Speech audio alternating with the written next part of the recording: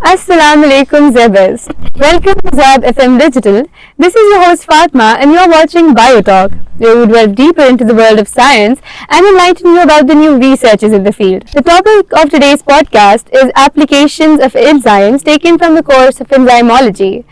And we do have some special guest here again, actually. So let me reintroduce you to Laiba and Fatima. Assalamu alaikum. No, that's like having family back here. Especially with Fatma. This is your third time on Biotalk. How does that feel? Exhausting. It's not exactly exhausting. It always feels good to spread your knowledge. Of course, definitely. And Laiba, it's your second time here. How are we feeling? मैं सोच के आई हूँ कि आज उन्हें ऐसी कौन C T देनी है पॉडकास्ट में कि लोग आखिर तक देखे इसको। आपका पिछला वाला भी टी सारी आप ही ने दी थी, मतलब कमाल था वो तो। एक अलग से पॉडकास्ट करें। एक अलग से आप लोग टी नहीं दे रहे यहाँ पे, इसलिए मैंने कहा मैं टी दे। Okay, great. ठीक है, thank you so much for that, Laiba. So, of course, it is wonderful to have you here again. And just for the new audience, could you please introduce yourselves, your names, what semester you guys are in, and what programs are you pursuing? Alright, so I am Fatma Ali Khan and I'm in my last semester. This is my last week and we are from biotechnology. Biotechnology. This is Laiba and this is my last semester. Last week in university, I was doing biotechnology. Biotechnology. Of course, I've already asked you so many of the questions that at this point, I'm running out of them. But of course, जिस तरह हम सबका एक छोटा सा introduction करवा देते हैं अपनी आवाम के साथ ताकि वो आपको जान सके, पहचान सके. So of course, बायोटेक के स्टूडेंट्स हैं. आखिरी वीक चल रहा है, सेमेस्टर भी नहीं. काफी दुख तो हो रहा होगा, थोड़ा थोड़ा. एक दुख तो नहीं हो रहा.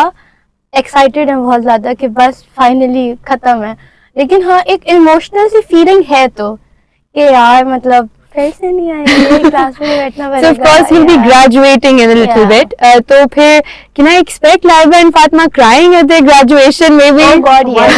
100%. 100%. Oh really? Find us crying tomorrow as well. Yeah. Oh my God. Corner में खड़े हुए Find us crying. Oh, okay. So वो सारी बातें वैसी झूठ थी कि अच्छा है खत्म हो रहा है ज़ेबस, नहीं थोड़ा रोना तो आएगा. अच्छा है खत्म हो रहा है ज़ेबस, yes, but obviously अटैच तो बंदा हो ही जाता है. हो जाता है. Of course 4 साल दिए हैं आपने इस यूनिवर्सिटी को. इस यूनिवर्सिटी ने भी आपको कुछ तो दिया है वापस. Of course इतने स्मार्ट लोग. Oh how sweet. इनकी वजह से मेरी यूनिवर्सिटी बेरेबल हुई है. क्या बात है, क्या बात है. आपके लिए भी सेम ही है. है तो सकते हैं. बोलना पड़ेगा ये, यहाँ पे कहीं लड़ाई ना हो जाए ज़ैब एफएम में. Of course, great. So, guys, you've already told us about what internships you've been doing and jobs जो आपकी अब हैं. Fatma, of course, you've already told us about it. तो ज़ेबस की बात हो रही है तो क्यों ना कोई ज़ेबस रिलेटेड अचीवमेंट हो जाए, कुछ याद हो पिछले 4 सालों में जो कुछ साथ किया हो. ओके सो मुझे बहुत ओवरवेलमिंग लगता है इस बारे में बात करना. जब हम लोग फर्स्ट सेमेस्टर में आए थे यहाँ पे, नहीं एक्चुअली थर्ड सेमेस्टर में हमारा ऑन कैंपस होना स्टार्ट हुआ था, तो एक इवेंट होता है जहाँ उसमें ज़ैब ई फेस्ट. उस वक्त वो सिर्फ मैकेट्रॉनिक्स और कंप्यूटर साइंस वाले स्टूडेंट्स का होता था. ओके. तो आई थिंक हमने मैम साइका से ये बात बोली थी कि बायोटेक वाले स्टूडेंट्स का क्यों नहीं होता. तो उन्होंने कहा कि चलो देखते हैं, बात करते हैं, क्या पता हो जाए कभी. क्या वो बात खत्म हो गई. हमारे आने तक ज़ैब ई फेस्ट में बायोटेक्नोलॉजी बायोसाइंस आ गया और हमने अपना प्रोजेक्ट रिप्रेजेंट किया था और फिर हम जीते भी थे. Oh wow! और I would love to hear what the project was actually about. Project was on waste water treatment. हमने नैनो पार्टिकल्स बनाए थे और फिर हमने उससे वेस्ट वाटर जो इंडस्ट्रियल वाटर होता है उसको ट्रीट किया था, उसको प्योरीफाई किया था. It was very interesting. थोड़ा सा एनवायरमेंट वाला एक्सपेक्ट भी आ गया, सस्टेनेबिलिटी भी आ गई. नैनो टेक्नोलॉजी जो कि बहुत ही न्यू फील्ड है उसको भी हमने लिया, तो सबको हमारा प्रोजेक्ट बहुत पसंद आया था. और Great. And you did this as third semester students? No. Oh, अच्छा. It was our final final year project. Final year project. I do remember this particular water treatment project क्योंकि वो सबसे अलग था. And I remember a lot of people standing around it कि ये क्या हो रहा है. I remember that too. So it happened because अच्छा सब ऐसे पोस्टर्स बना के लेके आए हैं, सब अपने एक्सप्लेन कर रहे हैं प्रोजेक्ट. हमने थोड़ी खुशी आ रही की, हमने कहा हम प्रोटोटाइप बनाएंगे, हम उसको करके दिखाएंगे. तो हमने बेसिकली उस प्रोटोटाइप से बहुत लोग अट्रैक्ट हुए थे। Exactly, same to me. थोड़ा सा हमने उसमें मतलब ऑब्वियसली नैनो पार्टिकल्स तो नहीं रखे थे वहाँ पे, बट ब्लीच लिया, कलर्ड वो लिया, वैसे सब दिखाया पूरा ना, तो सब आके देख रहे थे क्या ये हो क्या है, क्राउड तो हमारे उसके ऊपर। Were you two the only people in that FIP या कोई और भी था आपके साथ? हमारी एक और पार्टनर थी, उसका नाम है Muzna. So definitely shout out to Muzna too. Muzna too, उसने बहुत मेहनत की हमारे साथ, बहुत हेल्प करवाई चीजों में, एंड ऑब्वियसली हमारी अचीवमेंट्स उसकी भी हैं। हम बहुत बैठे भी थे FIP करते हुए, तुमने ये नहीं कहा, तुमने वो नहीं कहा, तुम आई नहीं, तुमने कहा, लेकिन अल्हम्दुलिल्लाह बहुत FIP अच्छे से हो गया। लड़ाइयाँ होती हैं, स्पेशली जब इवन प्रेजेंटेशन में जब लड़ाई हो रही होती है, तो ये तो आपका फाइनल ईयर प्रोजेक्ट होता है। Perfect. So the audience knows you to an extent. Yeah. Now let's talk a little about out of your student life, out of your professional life. So what do you guys do आप अपने फारिग time में as your hobbies? हम सो जाते हैं। हमें जैसे वक्त मिलता है हम सो जाते हैं। हाँ, नींद का बहुत ही मुश्किल चीज हो Said like a true adult. लेकिन I feel like Laiba and I both love to write. Oh, तभी we got into content writing, freelancing. या बहुत बहुत मार्केटिंग love to वाली write. तरफ, मतलब सोशल मीडिया वाली साइड पे बहुत हाँ। तो मुझे लगता है कि फ्री टाइम तब मेरे पास बिल्कुल नहीं होता। जो फ्री टाइम है उसमें मैं काम कर रही होती हूँ, अच्छा। बस बहुत अच्छा रूटीन बन गया, सुबह जल्दी सोना, सॉरी रात को जल्दी सोना, सुबह जो है वो जल्दी उठना, तो फ्री टाइम वाली चीज बिल्कुल खत्म हो चुकी और है। आई थिंक नाइबा और मेरी 4 साल जो इतनी जुड़ के बनी भी रही है ना, उसका एक रीजन ये भी था, कॉमन हॉबीज। Common hobbies. उसमें सबसे बड़ी hobby exploring cafes and restaurants, खाना। हाँ, ये हमारा बहुत है। हमारा बजट भी आउट हो जाता है मन। हाँ, वो तो गुस्सा नहीं होता। अच्छा, कोई नया रेस्टोरेंट खोले, अच्छा ज़ैबिस की करीब है, मजबूरी है, मिस आउट नहीं कर सकते। ये बात I think I could relate to that, क्योंकि यहाँ पे जितने स्टूडेंट्स हैं, ऑफ कोर्स आपके गैप्स बाज़ दफा बहुत लंबे आ जाते हैं, तो उसमें मुझे यूनिवर्सिटी में तो कोई नजर नहीं आता। ऑफ कोर्स सबने बाहर जाना होता है, खाना पीना, और खाने पीने के विदाउट स्टूडेंट लाइफ तो कुछ है भी नहीं। Perfect, exactly. So of course हमें पिछली बार Fatima, talking to you particularly, we didn't get to learn a lot about your job.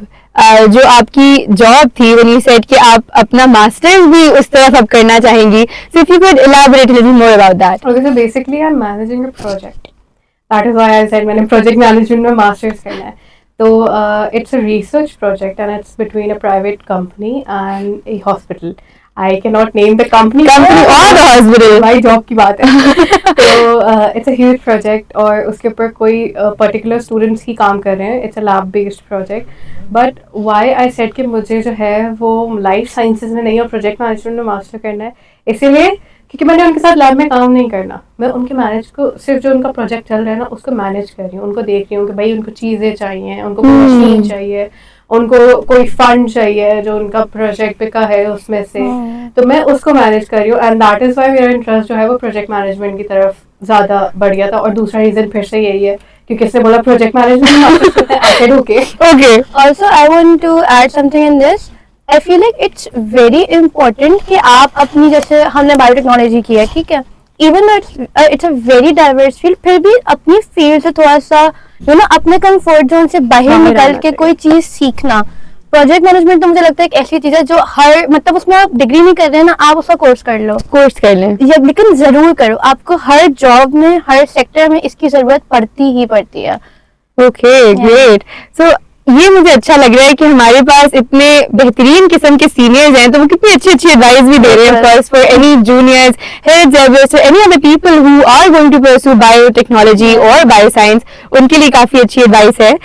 So of course it is lovely talking to you both, और दिल नहीं करता कोई और बात करने को, लेकिन we do have to jump right back to the topic of the actual podcast, which is applications of enzymes. So what are enzymes and why are they used in biological and industrial processes? Okay, so इसको हम बहुत simple करके बात करते हैं। For example हमारे पास एक ताला है, ठीक है ना, लाइक एक ताला है और एक चाबी है, ठीक है। अब मुझे मेरे घर का जो ताला होएगा ना, उसमें मेरे घर की ही चाबी लगेगी, कोई और लग ही नहीं सकती, और वो नहीं खुलेगा उसके बगैर। तो एंजाइम बिल्कुल इसी तरह से वर्क करते हैं। कोई हर एंजाइम स्पेसिफिक होता है किसी प्रोडक्ट का, ठीक है, सब किसी सबस्ट्रेट का, हम सबस्ट्रेट कह लेंगे उसको, उसके बगैर वो वर्क कर ही नहीं सकता। तो हम एंजाइम्स को कहते हैं बायोलॉजिकल कैटलिस्ट। किसी भी बायोलॉजिकल प्रोसेस को फास्ट करने के लिए, जल्दी करने के लिए हम एंजाइम्स का इस्तेमाल करते हैं। अगर मैंने खाना बनाया तो मैं क्या करूंगी, लाइक चूल्हा तेज कर दिया कि जल्दी बॉयल हो जाए वो, राइट। तो बस एंजाइम्स इस तरह काम करते हैं कि कोई प्रोसेस है जो कि स्लो चल रहा है, मैंने उसको फास्ट करना है तो मैं उसमें एंजाइम्स ऐड कर दूं। ग्रेट। तो इसलिए इंडस्ट्रीज में भी इनको यूज किया जाता है ताकि आपकी रिएक्शंस बिकम मोर फास्टर और ज्यादा जल्दी आपको प्रोडक्ट भी मिल जाए। परफेक्ट। तो एंजाइम्स जो होते हैं वो आपके पास आते कहाँ से हैं, as in where they are sourced from for these industrial processes that we are talking about? अच्छा, तो एंजाइम के सोर्सेज मुख्तलिफ होते हैं।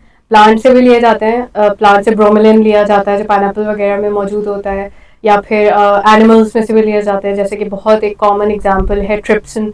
ट्रिप्सिन एनिमल पैंक्रियास में होता है जो कि प्रोटीन को जो है वो ब्रेक डाउन करता है। लेकिन जो सबसे अच्छी सोर्स है ना एंजाइम की, दैट इज़ माइक्रो ऑर्गेनिजम्स।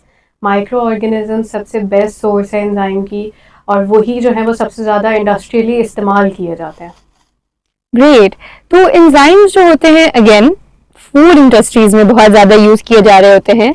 तो how do enzymes revolutionise the food industries?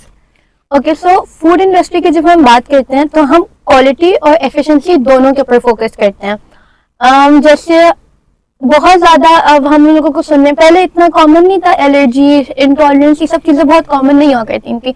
Now that we know about it, जैसे लैक्टोज इंटॉलरेंट होते हैं काफी सारे लोग, तो क्या हो जाता है कि मिल्क के अंदर लैक्टेज होता है, ठीक है ना। तो एंजाइम्स की मदद से हम लोग जो है अपने जैसे फूड में से लैक्टोज फ्री मिल्क बना लिया, या कितने सारे न्यू प्रोडक्ट्स हमने बनाए, विनेगर हो गया, सोया सॉस हो गया। सोया सॉस हर चीज में, स्पेशली अगर हम कोरिया देखें, जापान वगैरह देखें, हर चीज में सोया सॉस बहुत इंपॉर्टेंट है, उसकी प्रोडक्शन में बहुत ज्यादा काम आता है। उसके अलावा चीज जो सबकी फेवरेट होती है उसके अंदर बहुत काम आता है। फॉर एग्जाम्पल अगर मैं आपको दूं, मैंने कोई जूस पीना है, ठीक है, मैंने मैनुअली जूस मशीन में से जो है ना जूस निकाल लिया, तो अक्सर ऐसा हो कि मैं जैसे हम फालसे का जूस करें, उसमें से बीज निकालने पड़ते हैं, उसको अलग करना पड़ता है, पूरा उसको स्ट्रेन करना, वो एक बहुत लंबा प्रोसीजर है। तो जो आप लोगों को फालसे का जूस बाहर मिलता है, उसके अंदर उन्होंने क्या किया होता है, एंजाइम्स की मदद से वो जो सारे इसके होता है उसको स्ट्रेन कर देते हैं, उसका जो शुगर कंटेंट होता है वो स्टार्च से जो है वो ग्लूकोज में कन्वर्ट करना, इस तरह के डिफरेंट प्रोसेस में एंजाइम्स बहुत साथ देते हैं। बहुत साथ देते हैं। I would like to add on to this कि हलाइवा ने जो है वो एडवांसमेंट्स बताई हैं आपके क्या अब हो रहा है using enzymes, that is too good. But I feel like unknowingly भी पुराने जमाने में, पहले का जो टाइम था, तब भी एंजाइम्स इस्तेमाल हो रहे थे। जो वाइन की प्रोडक्शन होती थी, जो ब्रेड की फॉर्मेशन होती थी यूजिंग ईस्ट और व्हाटसोएवर, उन सब में एंजाइम्स इस्तेमाल हो रहे थे। तो एंजाइम्स हमारी लाइफ का पार्ट जो है ना वो हमेशा से रहे हैं। इवन हमारे डाइजेस्टिव सिस्टम में भी एंजाइम्स हैं, हमारी बॉडी में भी एंजाइम्स होते हैं, हर चीज में एंजाइम्स का रोल है। इट्स जस्ट कि हमने अब सीख लिया है कि एक चीज है जो कि हमें फायदा देगी और अब हम उसको ज्यादा हर चीज में इस्तेमाल हो जाए। जैसे फातिमा ने बताया उसका प्रोडक्शन कम, तो माइक्रो ऑर्गेनिजम्स का यूज करके पहले लोग नहीं एंजाइम्स को प्रोड्यूस करते थे, नॉर्मली प्लांट से कर लेते थे, एनिमल्स वगैरह से। अब जब से लोगों ने सीख लिया कि भाई माइक्रो ऑर्गेनिजम से इतना फायदा है, कॉस्ट इफेक्टिव भी है, क्वांटिटी भी ज्यादा है, उसी के साथ काम हो रहा है। Exactly. Yeah. Microbiology is becoming a very well-known field everywhere, and especially in Pakistan right now. तो आपने फूड इंडस्ट्री का बताया, of course बेवरेज इंडस्ट्री में भी एंजाइम्स को आई थिंक यूज किया जाता है, तो वो किस तरह प्रोसेसेस होते हैं? अच्छा, तो बेवरेज इंडस्ट्री में ना एंजाइम्स का रोल बहुत मजे का है कि कुछ लोग होते हैं जिनको पल्प नहीं पसंद होता, right? One of those people, definitely. तो वो उसके लिए जो है वो पल्प खत्म करने के लिए उन्होंने पेक्टिनेज बना लिया है। पेक्टिनेज जो है वो जूस को बिल्कुल क्लैरिफाई कर देता है, उसके पल्प नहीं रहता, उसके अंदर वो ज़रात नहीं रहते, और जो लोग उनसे सेंसिटिव होते हैं वो इजीली पी लेते हैं। लोग प्रेफर करते हैं कि हमारा पल्प के बगैर। तो जब इंडस्ट्रियल लेवल, घर पे तो आप क्या करेंगे, छान लेंगे, लेकिन इंडस्ट्रियल लेवल पे क्या करेंगे, बार बार तो नहीं कर सकते। तो industrially they use pectinase to clarify juices. उसके अलावा अमाइलेज यील्ड बढ़ाने के लिए। जूसेस तो आई थिंक बल्क में सोल्ड होते हैं, राइट? जितनी प्रोडक्शन जूसेस की पाकिस्तान में है ना, हम तो कमेंट कर ही नहीं सकते उसके, बहुत ज्यादा। हम लोग कौम ही जूस पीने वाली है। तो उसकी हाई यील्ड प्रोवाइड करते हैं अमाइलेज। उसके अलावा भी डिफरेंट वाइन प्रोडक्शन में यूज हो रहे होते हैं माइक्रो ऑर्गेनिजम्स, ताकि जो है वो उसको विदाउट मेकिंग इट पॉइजनस उसको जो है वो ड्रिंकेबल बना सके वाइन को and other things. Great, juice की आपने याद दिला दी, ऑफ कोर्स जैसे आपने कहा जूस पीने वाली कॉम है ये हमारी। तो we talked about food and beverage industries, but enzymes are also used a very crucial part of detergents. तो वो कैसे है, यानी कि why is it a very crucial part of detergents? Okay, so हमें पता है कुछ बहुत ज्यादा ढीठ किस्म के स्टेन्स होते हैं जिन्हें हम कुछ भी कर लें वो नहीं जाते। जैसे ब्लड का स्टेन कह लें, एक दफा ब्लड का स्टेन ड्राई हो गया ना, वो नहीं जाता उसके नहीं बाद। जाता। या जो ग्रीस ऑयली चीजों के निशान होते हैं उसका दाग नहीं जा रहा होता। तो इस तरह के जिद्दी दाग हटाने के लिए एंजाइम्स को यूज करते हैं। जैसे लाइपेज एंजाइम होता है, वो हमारे जितने भी ऑयली ग्रीसी स्टेन्स होते हैं उनको रिमूव करता है, उनकी डिटर्जेंट्स की एफिशिएंसी बढ़ाता है वो, अगर हम उसके अंदर लाइपेज एंजाइम ऐड कर दें। उसी तरह हमारे पास प्रोटीज एंजाइम होता है जो कि ब्लड के स्टेन्स को रिमूव करने में हेल्प करता है। तो होता क्या है कि जरूरी नहीं है हर एंजाइम में हर डिटर्जेंट में एंजाइम हो। ये अभी थोड़ी कंपैरेटिवली न्यूअर अप्रोच है। जैसे आप लोगों ने देखा होगा शायर फैसल पे आजकल एक एड भी लगा हुआ है, किसी वो नई कोई प्रोडक्ट आई है जो कि ब्लड स्टेन रिमूव, उसका नाम ब्लड स्टेन रिमूवल है। तो बेसिकली उन्होंने किया ही है कि उसके अंदर उन्होंने प्रोटीज की इतनी ज्यादा क्वांटिटी बढ़ा दी कि जैसे ही आप उसको डालेंगे किसी ड्राइड ब्लड स्टेन के ऊपर, वो थोड़ी देर बाद खुद ही स्टेन गायब हो जाएगा, बिल्कुल साफ हो जाएगा। तो यस, एंजाइम्स इसलिए बड़े इंपॉर्टेंट सो कन्वीनियंट, पेन की फॉर्म में, पेन के साथ आप एग्जैक्टली लाइक टाइट पेन्स जो काफी फेमस हैं, लेकिन हम उससे आप ब्लड स्टेन्स रिमूव करें, which is of course groundbreaking. I think कुर्बानी के टाइम पे ये चीज बड़ी होती थी कि लोगों के कपड़ों पे ब्लड का दाग लग आ जाता था, फिर वो नहीं हट रहा, वैसे ही रह गया। तो आई थिंक ये एक बहुत अच्छी अप्रोच है। डेफिनेटली। और एंजाइम्स जो हैं वो मेडिकल फील्ड में भी बहुत ज्यादा यूज होते हैं।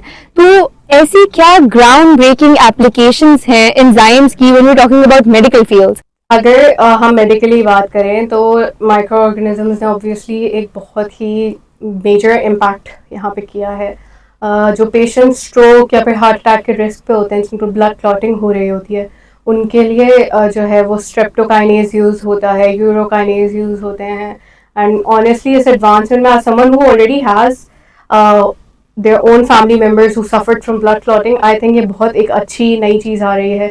और इसके अलावा जो है लाइसोसोम्स जो कि as a very good antibiotic काम करते हैं, तो मेडिकली एंजाइम्स की काफ़ी अच्छी एप्लीकेशंस हैं। Perfect. So also we are at a point in our lives where with SDGs and MDGs, sustainability and environmental protection are extremely important discussions. तो enzymes जो हैं वो किस तरह एनवायरनमेंट को सेफ बनाने में हेल्प करते हैं और सस्टेनेबिलिटी में किस तरह हेल्प करते हैं? ये मेरा फेवरेट टॉपिक है, जैसे आप सबको पता है। तो खैर, सस्टेनेबिलिटी एंड एनवायरनमेंट दो बहुत इंपॉर्टेंट चीज़ें हैं और इन पर फोकस करना भी बहुत इंपॉर्टेंट है, specially living in Pakistan, specially in Karachi. हमारे पास वेस्ट जितना बड़ा मसला है, हम कितनी भी प्रैक्टिसेस अपना लें हम उसको नहीं पूरा कर सकते, इसलिए हम एंजाइम्स का इस्तेमाल करते हैं। जैसे हमारे पास ऑर्गेनिक वेस्ट एक बहुत बड़ा मसला है जो हमारे पास डिग्रेड तो आसानी से हो सकता है, बट ऑब्वियसली टाइम बहुत ज़्यादा लेता है वो। तो उसके लिए हम उसकी डिग्रेडेशन में उसकी जो लाइफ होती है जब वो डिस्पोज ऑफ हो जाता है उसको कम करने के लिए हम एंजाइम्स का इस्तेमाल करते हैं। तो हमारे पास जो वेस्ट मैनेजमेंट, बायोफ्यूल्स, बायोडिग्रेडेशन का बहुत बड़ा इम्पैक्ट है इन टर्म्स ऑफ एंजाइम्स। जैसे हमारे पास जो इथेनॉल होती है, या जैसे हम हॉस्पिटल के वेस्ट की बात करें, जब हम उसको डिग्रेड कर देते हैं, एक तो हम उसको इंसिनरेट कर सकते हैं, एक ऑप्शन तो हमारे पास ये है। दूसरा, हम उसको इस तरह से इस्तेमाल कर सकते हैं कि हम जो उसका बायोमास है वो प्रोड्यूस करें एंजाइम्स को, ताकि वो फिर रिड्यूस भी हो सके और कहीं ना कहीं हम उसको जो है वो अपनी इन्वायरमेंट पे इम्पैक्ट कर, जो उसका जो खराब इम्पैक्ट है वो भी कम कर सकें। ओजोन डिप्लीशन में थोड़ी सी उसकी कम उस इम्पैक्ट आए उसका। बस इन चीजों में एंजाइम्स बड़े I think इंपॉर्टेंट है। overall to protect Yeah. us To protect Yeah. us, the environmental yes. disasters, right? बिल्कुल। जो इस टाइम पे हम तो बिल्कुल ही एज पे है ना, हमारे साथ क्या क्या नहीं हो रहा, बारिश हमारे यहाँ नहीं हो रही, बिल्कुल। ठंड और हमारे यहाँ नहीं आ जो रही। जैसे हमारे पाकिस्तान से होते हैं ना, जो फूड इंडस्ट्रीज होती हैं, मैं किसी को कॉल आउट नहीं करी, बट फूड इंडस्ट्रीज होती हैं, इवन टेक्सटाइल इंडस्ट्रीज, उनका जो ऑयल और ग्रीस वाला जो वेस्ट होता है वो सब वो डिस्पोज ऑफ करते हैं समंदर में जाकर। Exactly. तो वो कहीं ना कहीं मेरीन लाइफ को तो इम्पैक्ट कर ही रहा है, बट हमारे एनवायरनमेंट को बहुत इम्पैक्ट बहुत ज्यादा कर रहा है। जाके किसी तरह मिक्स हो जाता है। तो बायो फ्यूल्स हम इस चीज़ के लिए एंजाइम्स के साथ बहुत यूज़ करते हैं। परफेक्ट। काफी सस्टेनेबिलिटी लेके आते हैं enzymes, exactly what you said, great description of course. तो एंजाइम्स जो होते हैं, आपने टेक्सटाइल इंडस्ट्रीज की भी बात की, सो एंजाइम्स जो हैं वो textile industries and leather processing के अंदर भी यूज किए जा रहे होते हैं, तो वो प्रोसेस किस तरह हो रहा होता है? अच्छा, लेदर में I think leather comes from animals, right? So one major concern that comes with animal skin is the texture, the smoothness and the hair on it, of course. अब अगर आप केमिकली इनको हटाने के लिए जाएंगे तो फिर तो जी इन्वायरमेंट का हो गया सस्टेनेबिलिटी का बेड़ा गर्क, वो हमने नहीं करना। एंजाइम एक बहुत ही इको फ्रेंडली मेथड है। एंजाइम में जैसे प्रोटीएजेस हो गए या फिर जो है अमाइलेजेस हो गए, ये जो लेदर होता है ना, लेदर के ऊपर से बाल हटाने में, उसके टेक्सचर को स्मूथ करने में, उसकी क्वालिटी बेटर करने में बहुत रोल प्ले करते हैं without actually causing any damage to that specific leather और आवर एनवायरनमेंट। अगर ये इतना वाज़ेह होता है फर्क, अगर हम किसी अच्छी हाई एंड जगह से अपनी कोई लेदर वाली मटेरियल लें, या इवन जो फर वाले नहीं होते कोट्स वगैरह वो लें, और हम किसी लोकल मार्केट से, तो आपको उनकी क्वालिटी में इतना डिफरेंस पता चलता है। क्योंकि एक बिल्कुल ही मतलब जो गाड़ी तरीके से काम कर रहे हैं, एक वो प्रॉपर एक एंजाइम्स को लेके अच्छी तरह इंडस्ट्रीज में काम चल रहा है, तो क्वालिटी में बहुत फर्क आता है। क्वालिटी में बहुत फर्क आता है। And enzymes as like biological compounds are so diversified that they've been used in medical fields, food and beverage industries, and of course pharmaceuticals and cosmetic industries के अंदर भी इनको यूज किया जाता है। So if you could elaborate a little on that. Okay. तो अगर हम कॉस्मेटिक्स की बात करें तो हमारे पास अब कितने सारे सीरम्स वगैरह आ गए हैं ना, हाइड्रेशन के लिए, कोलेजन वाले ब्ला ब्ला, पता नहीं कितना कुछ आ गया है। तो ये सब बनाने में एंजाइम्स बहुत बड़ा रोल प्ले करते हैं। बहुत सारे एंजाइम्स इस तरह के होते हैं जो कि स्किन की जो हमारी जो ड्राई स्किन हो जाती है ना हमारे फेस के ऊपर, तो हमने सीरम लगाया, अच्छा हमारी स्किन इतनी हाइड्रेट कैसे होगी, तो वो एंजाइम्स की वजह से होता है। उसके अंदर पर्टिकुलर एंजाइम्स जो हैं वो ऐड हुए होते हैं।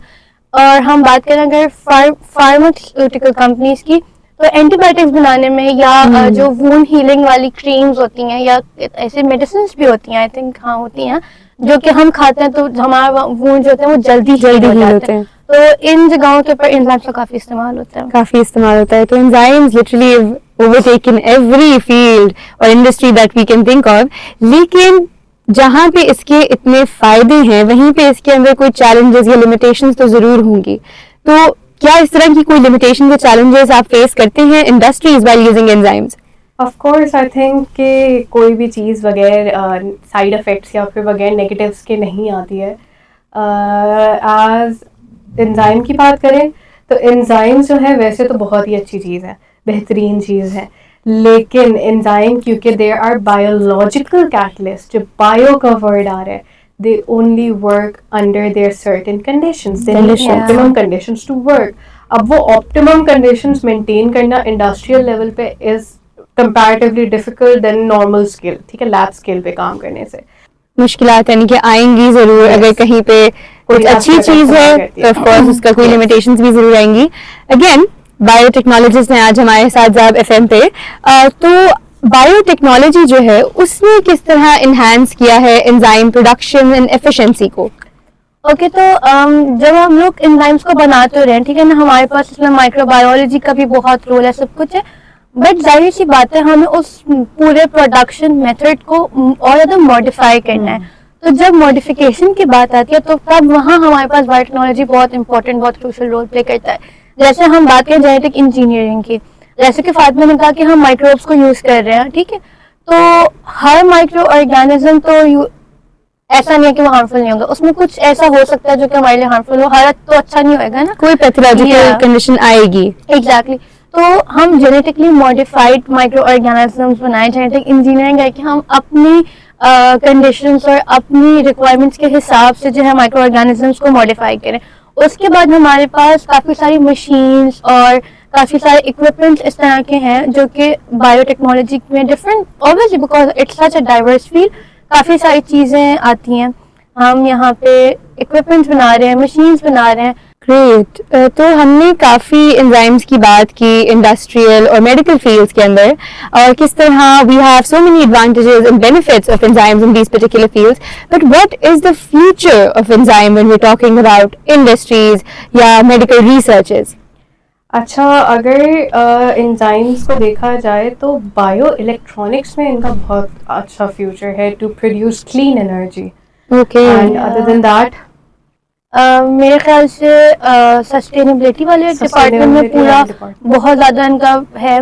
मुझे लगता है कि I haven't researched on it, but I feel like जो हमारे पास पूरी बायोगैस प्रोडक्शन वाला एस्पेक्ट है, हम उसके अंदर भी कहीं ना कहीं एंजाइम्स का इस्तेमाल ज़रूर कर सकते हैं, उसको मजीद बेहतर बनाने के लिए, प्रोडक्शन बढ़ाने, यील्ड बढ़ाने के लिए, और एनवायरनमेंट पे तो हो ही सकता है डेफिनेटली। आई थिंक लाइवा ने जो पहले वो जो प्रोडक्ट की बात की थी, the pen, the blood stain remover, तो इस तरीके की भी advancements are needed in the I society. Think life easy हो रही है, लाइफ इजी हो रही है। हमारा जो जितनी भी एडवांसमेंट का मकसद क्या है कि हम जिंदगी को आसान बना सकें। तो जैसे ये पेन वाला जो चीज़ है, ये बहुत लाइफ इजी बनाने का एक तरीका हो गया।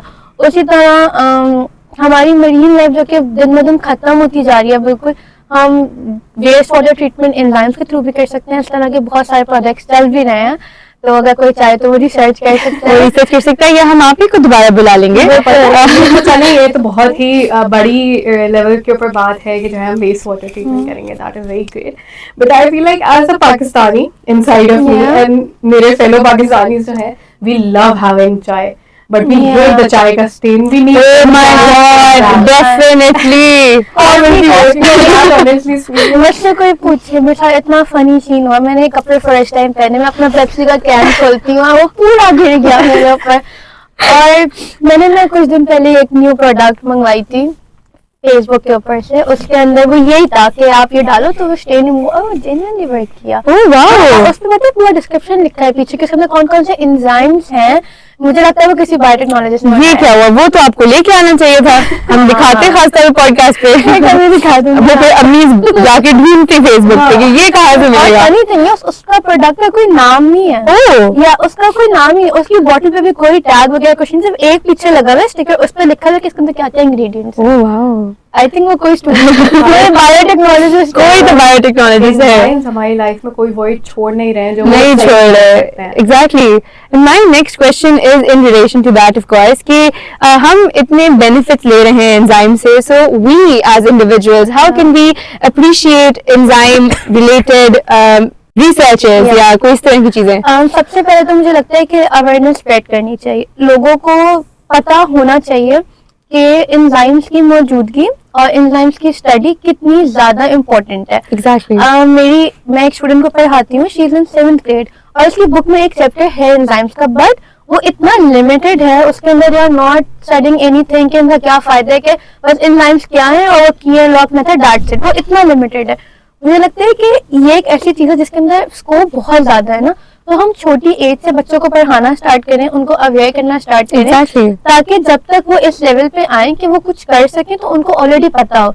मतलब हम लोग ने यूनिवर्सिटी में आके पढ़ा रहा है, तो वो जो इतना टाइम था हमें पता चले, अब हम स्टार्ट करेंगे काम, हम कब वो काम खत्म करेंगे, कब वो रिसर्च खत्म होगी, तो we need an updated Yeah, curriculum, ताकि exactly. बच्चों को छोटी एज से ही पता हो बिल्कुल। कि इस फील्ड में या एंजाइम्स जो है वो कितने इंपॉर्टेंट है हर फील्ड के लिए। And I feel like other than that, individual who are not from like life sciences or not like bio से related fields में नहीं है, उनको एक बड़ी ही गलत मिसकंसेप्शन होती है अबाउट माइक्रो ऑर्गेनिजम्स। वो समझते हैं हर माइक्रो ऑर्गेनिज्म हार्मफुल है। बिल्कुल। एंड एंजाइम्स की बात करें तो जो बात मैंने बोली थी बाद में बताई जाएगी, माइक्रो ऑर्गेनिजम्स ही तो सबसे अच्छा सोर्स है उन एंजाइम्स का। Exactly. तो अगर हम लोगों को ये बात बोल देंगे कि नहीं जी हमने तो माइक्रो ऑर्गेनिज्म से एंजाइम निकाले, लोग बोलेंगे नहीं भाई हमने अब हम ये यूज नहीं करेंगे, प्रोडक्ट ही खत्म। तो आई थिंक कि जो लाइबा बात कर रही है फ्यूचर की, कि बच्चों को सिखाना चाहिए, लोगों के माइंड में ये चीज होनी चाहिए कि microorganisms are of two types, harmful and the ones that are not harmful. And the not harmful ones are giving us such great enzymes that we need for us. बिल्कुल ऐसा ही है। जैसे अब मैं कितनी कॉमन सी example है चीज की, उसके अंदर भी तो एंजाइम से यूज माइक्रोऑर्गेनिज्म यूज हो रहे हैं। कर ले हम, ये कितनी बेसिक चीज है ना। Bacillus. और जैसे हम कोई छोटे बच्चे से पूछे तो उसको तो पता ही नहीं होगा कि अच्छा यार ये तो ऐसे बन रहा है। मुझे लगता है ये बहुत छोटी चीजें होती हैं, बट इनके ऊपर फोकस करना, इनके ऊपर अवेयरनेस देना, ये Exactly. और हर बच्चे को, सिर्फ मेडिकल वाले स्टूडेंट्स को नहीं, एक फाउंडेशन हर किसी की बनानी चाहिए। जैसे मुझे बड़ी खुशी हुई है कि अब फाइनली जाके सस्टेनेबिलिटी एनवायरमेंट वाले जो लेक्चर कोर्सेज हैं वो डिफरेंट डिपार्टमेंट्स में भी आना शुरू हो गए हैं। Exactly. तो ना ये वाले इनकी बेसिक्स तो एटलीस्ट हर डिपार्टमेंट में होनी चाहिए। Exactly. It truly makes you a better individual. Yeah. कि आप ना सिर्फ अपने लिए, आप दूसरों के लिए, जो आपके इर्द गिर्द Exactly. कुछ लोग हैं उनके लिए आप कुछ बेहतर कर सकते हैं, अपनी एनवायरमेंट के लिए कुछ बेहतर कर अपनी सकते हैं। नेक्स्ट जनरेशन के लिए बेहतर कर सकते हैं, अपनी- because obviously V owe them. Exactly. कि V owe them better Pakistan हम उन्हें ओ करते When we've had in our youth, और या हमारा होगा आगे जाके। हैं इंशाल्लाह। या God, it's so lovely talking to you कि टाइम का भी पता नहीं चलता, लेकिन of course हमारी पॉडकास्ट का टाइम खत्म होता जा रहा है। Thank you so much for coming here again today, of course. And are there any parting comments you'd like to leave our audience with? I would really recommend everyone to watch it till end. It's ये boring वाले podcast की तरह नहीं है। लोग कहते हैं सुन के शायद सोचे हैं बायो टॉक से मतलब बोरिंग नहीं होना है, हाँ। सुनना चाहिए। And I love the initiative, it was Exactly. Much needed. Finally Javish ने एक बहुत ही अच्छा I think initiative ma'am Rosa, या थैंक यू टू हर, क्योंकि उन्होंने ये प्लेटफॉर्म हमें प्रोवाइड किया है कि जो उन्होंने हमें चीजें सिखाई हैं, Exactly. वो हम आगे लोगों को बता पा बता पा रहे हैं। अक्सर मुझे लगता है टीचर और स्टूडेंट के बीच में एक गैप होता है, वो मैम उन्होंने ने फिल किया है अपने डिफरेंट स्टूडेंट्स को जो है ना ये प्लेटफॉर्म देके कि वो अपनी Of नॉलेज course. शेयर कर सकते And हैं। even when I had guests who were from different semesters, Yeah. एक तरीके से the different semesters were able to interact with Yeah. each other, which is an extremely important thing when we're talking about आपका program जो है bioscience और biotech. So again, thank you so much. As Fatma said, बहुत simply एक बहुत complex concept को आप दोनों ने explain किया और बहुत अच्छे से किया है. Thank you so much again for coming. And thank you so much to the audience for watching today's episode. If you have any feedback, leave it at feedback@zebfm.org. Or if you don't have the time for that, leave a comment down in the comment box. This is your host Fatma, signing off from Zeb FM.